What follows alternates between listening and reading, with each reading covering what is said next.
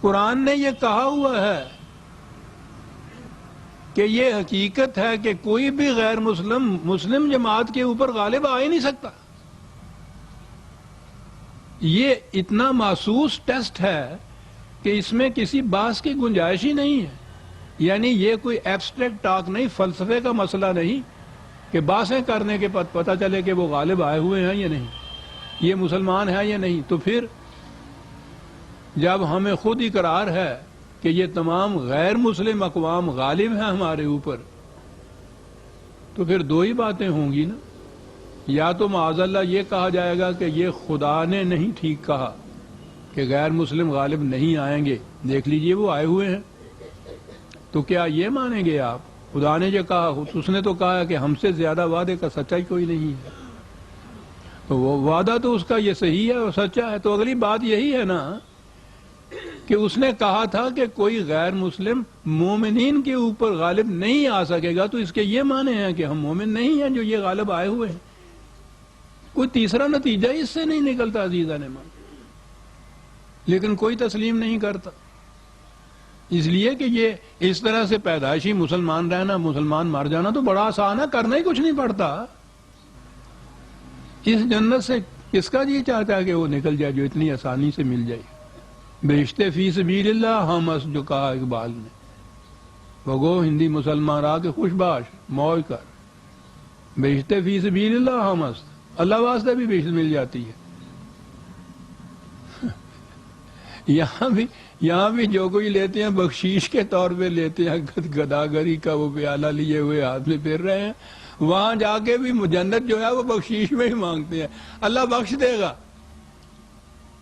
یعنی ہماری زبان پہ یہ بات بخشیش میں مانگتے ہیں.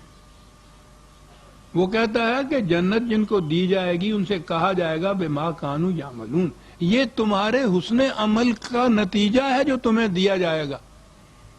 اور اس کے بعد کہا ہے کہ پھر اس جنت سے تم اس طرح نہیں نکالے جاؤ گے جس طرح تمہارا باپ نکالا گیا تھا، بابا آدم جس کو کہتے ہیں.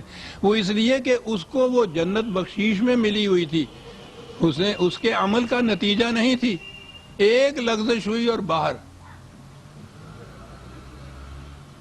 اور یہاں جو ان کے لیے جنت ہے اسی جگہ کہہ دیا کہ تمہیں نہیں نکالا جائے گا اس لیے کہ تم نے اسے اپنے لہو سے خریدا ہے، ہم نے یہ بیچ دی ہے تمہارے ہاتھ، اور ہم بڑے دیانتدار کاروباری ہیں جو اس طرح سے ہم نے چیز بیچ دی ہے اس کو ہم واپس نہیں لیتے.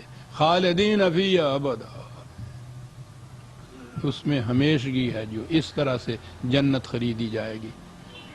تو یہ جو ذکر للعالمین ہے اس کے یہ معنی ہیں کہ یہ نہیں ہے کہ مسلمانوں کے گھر پیدا ہو جانے والی قوم جو تھا یہ انہی تک محدود ہے، اس سے آگے نہیں ہے. یہ تو سوال نہیں. آپ کو معلوم ہے قرآن میں ایک جگہ نہیں تو ایک مقام کے اوپر یا ایھا الذین آمنوا آمنوا باللہ،